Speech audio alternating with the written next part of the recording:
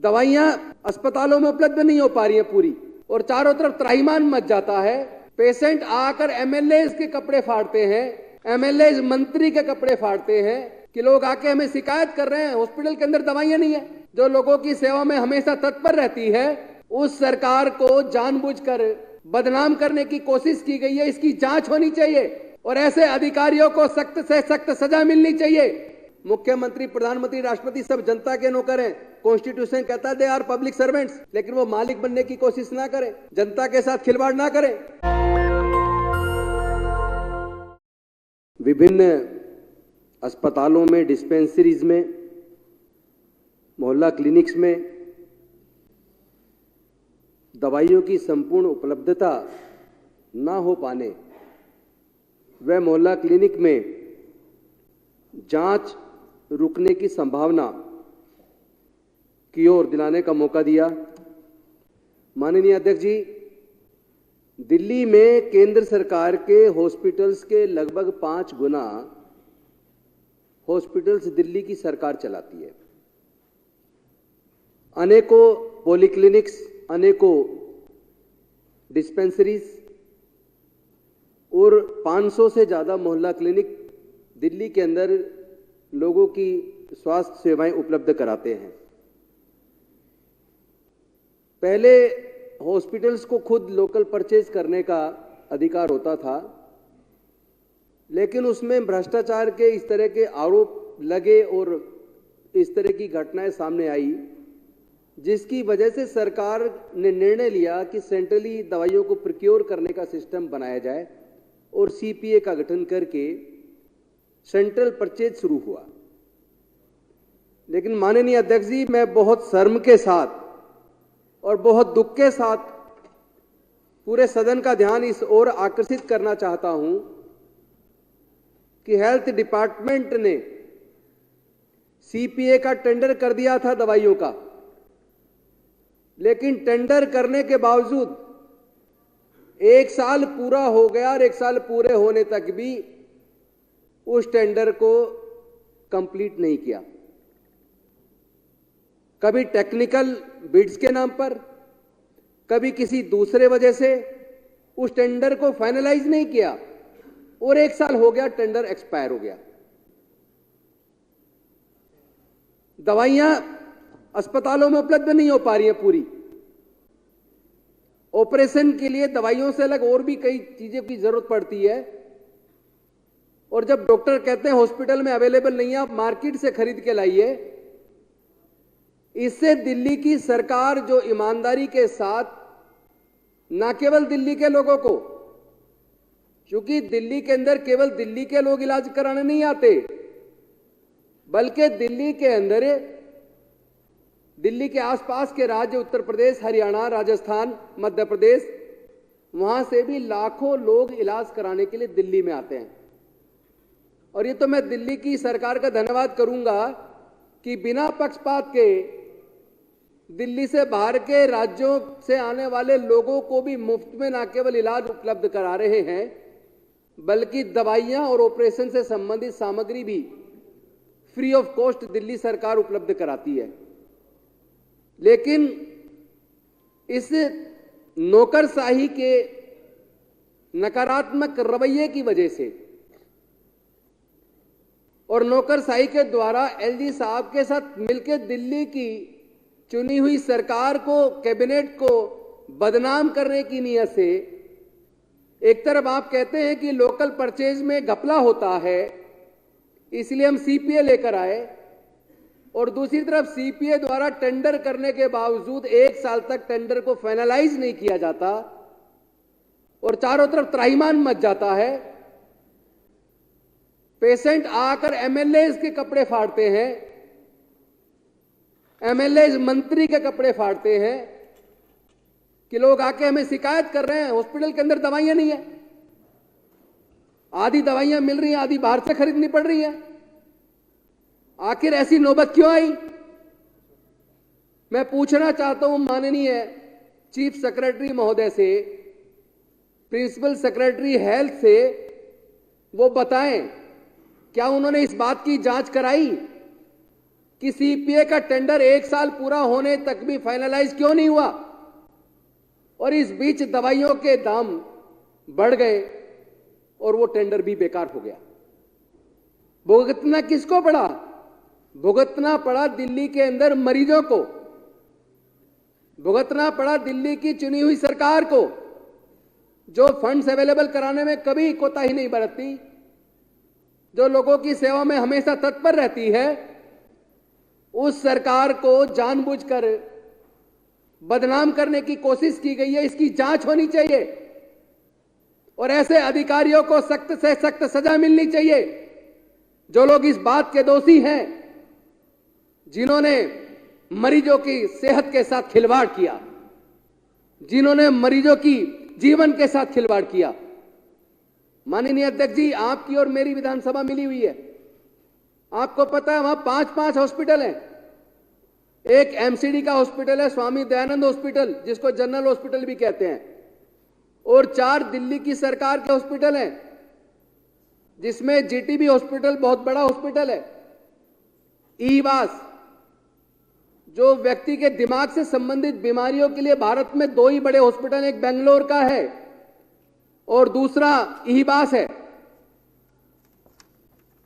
एक Delhi state cancer institute है और एक Rajiv Gandhi super speciality hospital है। माननीय अध्यक्ष जी, आपको याद होगा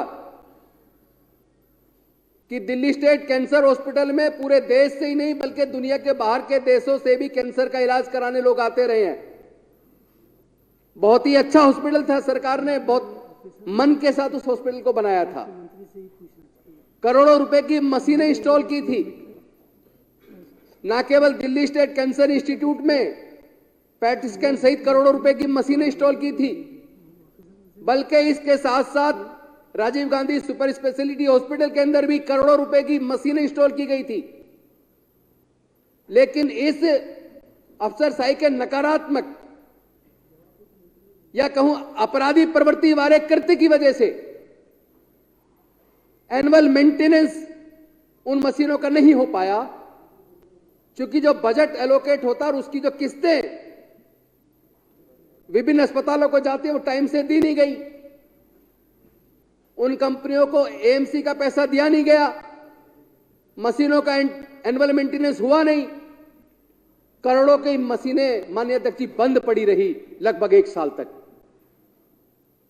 लोगों को वो जांच जो फ्री में हॉस्पिटल के अंदर उपलब्ध हो सकती थी, सरकार के करोड़ों रुपए की मशीन इंस्टॉल कराने के बावजूद, पर्याप्त मात्रा में बजट उपलब्ध कराने के बावजूद, फाइनेंस डिपार्टमेंट की अकर्मण्यता की वजह से और अफसर कुछ चुनिंदा, चूंकि ज्यादातर अफसर काम करना चाहते, कुछ चुनिंदा अफसरों की द्वारा एलजी के साथ मिलकर, भारतीय जनता पार्टी के नेताओं के साथ मिलकर, दिल्ली की सरकार के साथ, दिल्ली की जनता के साथ जो राजनीति की जा रही है, इसकी वजह से वो पैसा समय से नहीं पहुंचा और एनुअल मेंटेनेंस नहीं हो पाई।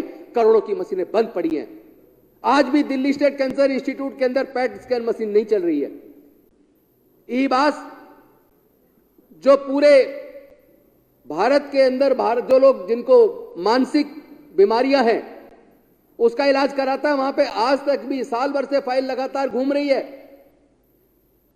आज तक भी एमआरआई की मशीन उपलब्ध नहीं हो पाई है। मोहल्ला क्लिनिक के अंदर दवाइयों के लोगों को जूझना पड़ा, दवाइयां नहीं है। और केवल इतना नहीं हुआ, बल्कि मोहल्ला क्लिनिक के अंदर जो जांचें होती थी मुफ्त में, वो जांचों को प्रभावित किया गया, रोका गया। बड़ी मुश्किल से लड़ के हमारे मंत्री जी अफसरों से किस किस तरीके से जूझते हुए उन समस्याओं का निदान किया है। लेकिन माननीय अध्यक्ष जी, मैं आपका एक बात के लिए धन्यवाद करूंगा और माननीय स्वास्थ्य मंत्री जी का भी धन्यवाद करूंगा कि पिछले 2-3 सत्र के दौरान इसी सदन के अंदर जब हमने इस मुद्दे को उठाया और मंत्री जी ने प्रोएक्टिवली काम किया, इससे एक तो फायदा हुआ कि दवाइयों की समस्या तो अभी पूरी तरह समाप्त नहीं हुई, लेकिन वो मशीनों का मेंटेनेंस हो गया और मशीनों ने काम करना शुरू कर दिया। इसके लिए मैं सरकार का धन्यवाद करूंगा और उन अफसरों का भी धन्यवाद करूंगा जिन्होंने सहयोग देकर उन मशीनों को चालू कराया। लेकिन अभी भी दिल्ली स्टेट कैंसर इंस्टीट्यूट की पैट स्कैन मशीन चल नहीं रही है। अभी भी ईबास के अंदर एमआरआई की फाइल लगातार घूम रही है ऊपर हेल्थ डिपार्टमेंट में, अभी तक भी वो मशीन उपलब्ध नहीं हुई है। ये जल्दी से जल्दी मिलना चाहिए। और जिस तरह फरिश्ते योजना को लटकाया गया, यहां तक कि सारे वो मरीज जिनकी जान जा सकती थी, जिनकी जान बचाने का काम दिल्ली की सरकार ने फरिश्ता योजना के माध्यम से किया, माननीय मुख्यमंत्री जी ने उसमें पहल की और उस योजना को जिस तरह अफसरशाही ने बंद कर दिया था, उसको भी लड़ लड़ के चालू करवाया। इससे एक बात तो स्पष्ट है, सरकार की नीयत जनता के लिए काम करने की है। सरकार जिस तरह एजुकेशन के मामले में गंभीर है, उसी तरह हेल्थ के मामले में गंभीर है। लेकिन इस अफसरशाही को राजनीति छोड़कर एलजी साहब के या केंद्र सरकार के हाथों में खेलने की बजाय, चूंकि वो जनता की नौकर है, एमएलए जनता के नौकर हैं, मंत्री जनता के नौकर हैं, आईएएस ऑफिसर जनता के नौकर हैं, मुख्यमंत्री, प्रधानमंत्री, राष्ट्रपति सब जनता के नौकर हैं। कॉन्स्टिट्यूशन कहता है दे आर पब्लिक सर्वेंट्स। लेकिन वो मालिक बनने की कोशिश ना करें, जनता के साथ खिलवाड़ ना करें। इस तरह की राजनीति जनता के साथ ठीक नहीं है, ये रुकना चाहिए। माननीय अध्यक्ष जी, बेहद गंभीर मामला है। एक ऑर्डर है सुप्रीम कोर्ट का और उस ऑर्डर में माननीय चीफ सेक्रेटरी महोदय का कंटेम्प्ट भी हुआ था कि किसी भी विभाग में जितने भी कर्मचारी काम करते हैं, कॉन्ट्रैक्ट पे करते हैं या आउटसोर्स करते हैं, उनको हर महीने की 7 तारीख से पहले सैलरी मिल जानी चाहिए। लेकिन आउटसोर्स स्टाफ की कई बार 6-6 महीने तक सैलरी नहीं मिलती, जिसमें सफाई कर्मचारी, नर्सिंग ऑर्डरली और जो पियोन का जो लोग काम करते हैं, सिक्योरिटी गार्ड का जो लोग काम करते हैं, पैरामेडिकल स्टाफ जो कॉन्ट्रैक्ट पे काम कर रहे हैं और बहुत सारे डॉक्टर जो कॉन्ट्रैक्ट पे काम कर रहे हैं, उनकी सैलरी कई बार 6-6 महीने तक नहीं मिलती है। मैं जानना चाहता हूं, चीफ सेक्रेटरी कंटेम्प्ट झेलना चाहते हैं या ऐसे अधिकारियों को सजा देना चाहते हैं जिनकी वजह से उनके खिलाफ कंटेम्प्ट शुरू होने वाली है, जिनकी वजह से समय से लोगों को तनख्वाह नहीं मिलती है। सिर्फ एक बात कह के अपनी बात खत्म करूंगा माननीय अध्यक्ष जी, लगभग सभी अस्पतालों में, वैसे तो लगभग सभी विभागों की यह स्थिति है, लेकिन अस्पताल एक ऐसी जगह है जहां लोग इलाज के लिए आते हैं, वहां पर अभी भी डॉक्टर्स की वैकेंसी खाली पड़ी है भारी मात्रा में। अभी भी पैरामेडिकल स्टाफ, नर्सिंग का स्टाफ,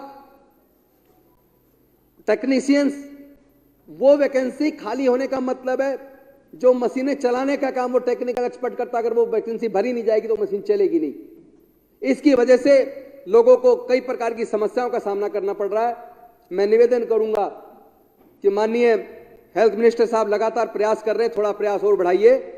हम लोग सब मिलकर उनके साथ रिक्वेस्ट करेंगे अधिकारियों से कि आप लोग जनता के सेवक हैं, हम लोग भी जनता के सेवक हैं, इसलिए राजनीति बंद कीजिए और जल्दी से जल्दी सारा स्टाफ उपलब्ध कराइए।